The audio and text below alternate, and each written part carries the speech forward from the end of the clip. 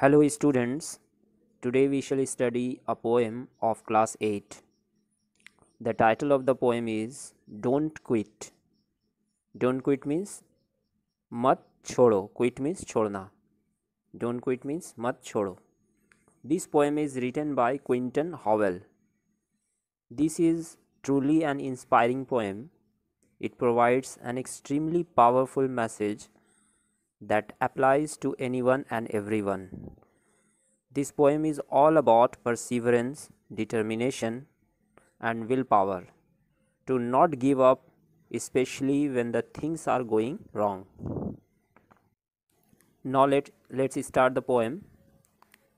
When things go wrong, as they sometimes will, when the road you are trudging seems all uphill, when the funds are low and the debts are high, and you want to smile, but you have to sigh.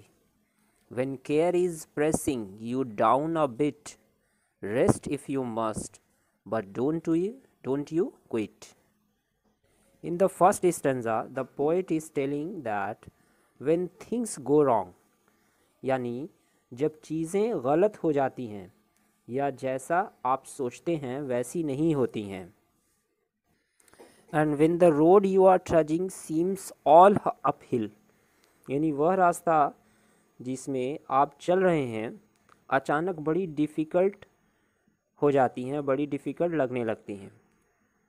And when the funds are low and the debts are high, और जब आपके पैसे resource कम हो जाएं और आपके dates यानी कर्ज बहुत ज़्यादा हो जाएं. And when you want to smile but you have to sigh, और जब आप मुस्कुराना चाहते हैं तो ऐसे कंडीशन में आपको हंसने के बजाय आह भरनी पड़े, तकलीफ़ सहनी पड़े. And when care is pressing you down a bit, और जब आपकी हेल्थ, आपकी सेहत आपको प्रेशर करे, आपको मजबूर करे, है ना, रेस्ट इफ़ यू मस्ट, तो आप थोड़ा रुकें, ठीक है, आप थोड़ा रेस्ट लें. सारे प्रॉब्लम्स, जब अगर आपको ये सारे प्रॉब्लम्स हैं तो आप थोड़ा रेस्ट करें. पोइट कहते हैं कि अगर आपने किसी काम को शुरू किया है और फिर बीच में ये सारे प्रॉब्लम्स आ रहे हैं तो आपको उस समय अचानक क्विट नहीं करना चाहिए. आप थोड़ा रुकें, आप थोड़ा रेस्ट करें, इंतज़ार कर लें, लेकिन काम को बीच में मत छोड़ें. Don't quit. Now next stanza.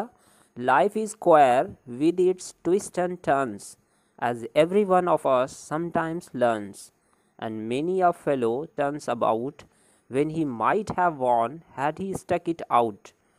Don't give up, though the pace seems slow. You may succeed with another blow.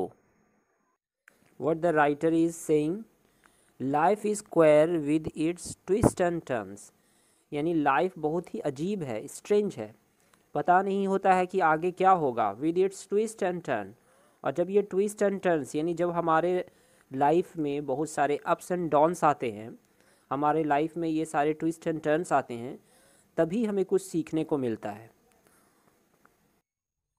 And when he might have won had he stuck it out, और जब हमें यह लगता है कि हम जीत गए हैं और उसी समय में कुछ कठिनाई, कुछ डिफ़िकल्टी आ जाती है, और जब थोड़ी सी कठिनाई आने पर हम पीछे हट जाते हैं तो हमें फिर फेलियर का सामना करना पड़ता है.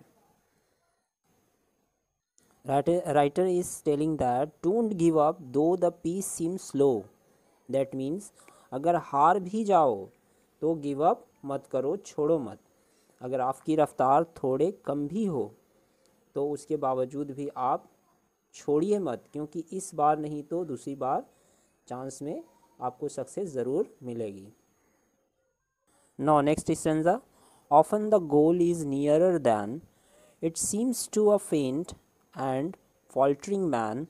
Often the struggler has given up when he might have captured the victor's cup, and he learned too late when the night came down. how close he was to the golden crown. Writer is telling often the struggle has given up. हालांकि कई बार ऐसा होता है कि हम चलते चलते थक जाते हैं और हमें लगता है कि हमारा लक्ष्य बहुत दूर है, जबकि वो लक्ष्य उतना ही करीब होता है। और जब हम लक्ष्य के बिल्कुल पास पहुंचकर क्विट कर देते हैं या बीच में ही छोड़ देते हैं, ठीक है, तो हमें उस समय क्विट नहीं करना चाहिए, बल्कि उसके लिए हमें स्ट्रगल करते रहना चाहिए। Often the struggler has given up. ज़्यादातर ऐसा ही देखा जाता है कि इतना स्ट्रगल को देखकर लोग काम को बीच में छोड़ देते हैं और छोड़ देने से उसका विक्टर्स कप यानी विजेता का कप जो है वो उनसे छूट जाता है। And he learn too late, और फिर उसे ये लेसन यानी ये सबक मिलता है कि उन्हें काफ़ी देरी हो गई है अब, और जब उनके हाथ से ये मौका चला जाता है तब उन्हें समझ आता है कि विक्टर्स कप यानी विजेता का कप उनसे कितना करीब था। Success is failure turn inside out, यानी the poet is telling that कि सफलता जो है, सक्सेस जो है, वो असफलता में अंदर ही अंदर बदल जाती है। दैट मीन्स असफलता में ही सफलता छुपी होती है, यानी असफलता सफलता में कब बदल जाए किसी को पता नहीं चलता। और ये तब होता है जब हमें ये रियलाइज़ होता है कि हम कितना अपने लक्ष्य के प्रति सजग हैं, कितने अवेयर हैं। Now the last stanza. The silver tint in the clouds of death and you never can tell how close you are, it might be near when it seems afar, so stick to the fight when you are hardest hit, it's when things seem worse that you must not quit। और जब हमें doubt होता है कि हम definitely ये नहीं कह सकते कि हम अपने लक्ष्य के कितने करीब हैं, so it may be near when it seems afar, means ऐसा भी हो सकता है कि आप अपने लक्ष्य के बिल्कुल करीब हों लेकिन वो आपको उतना ही दूर दिख रहा हो।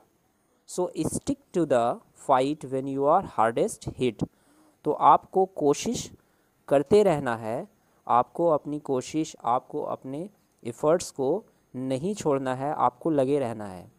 कितना भी हार्डेस्ट हिट हो, हमें कोशिश करते रहना चाहिए। It's when things seems worse that you must not quit, that means कि जब चीज़ें हमारी सोच से अपोजिट लगने लगती हैं, यानी जैसा हमने सोचा है वैसा ना होकर, ठीक है, वो चीज़ें अलग हो जाती हैं, तो उस समय हमें क्विट नहीं करना चाहिए, हमें छोड़ना नहीं चाहिए। So student, this is all about the poem.